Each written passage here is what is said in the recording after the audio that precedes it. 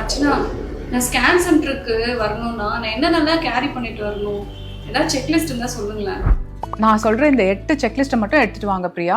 Number 1, உங்களுடைய doctor என்ன scan எடுக்க சொல்றாங்களோ அதுக்கு ஒரு ரெஃபரல் ஸ்லிப் கொடுத்துருப்பாங்க. அந்த ரெஃபரல் ஸ்லிப் எடுத்துட்டு வாங்க.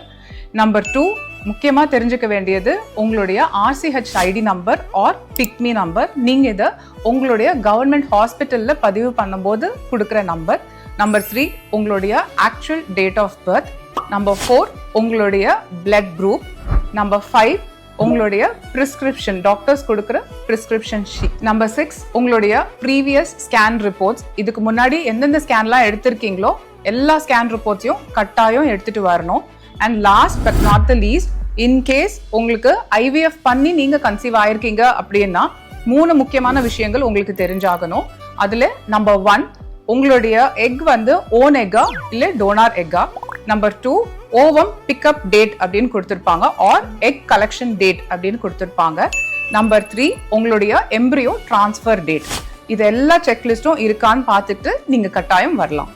நீங்க பிரெக்னெண்டா இருக்கும்போது ஸ்கேனுக்கு போயிருப்பீங்க இல்லையா? அப்போ இந்த செக்லிஸ்ட்ல நீங்க எதெல்லாம் எடுத்துட்டு போனீங்க, எதெல்லாம் விட்டுட்டீங்க அப்படின்றத கமெண்ட்ல சொல்லுங்க. மேலும் பிரெக்னன்சி அண்ட் ஸ்கேன் ரிலேட்டட் குவரிஸ்க்கு என்னோட பேஜை ஃபாலோ பண்ணிக்கோங்க.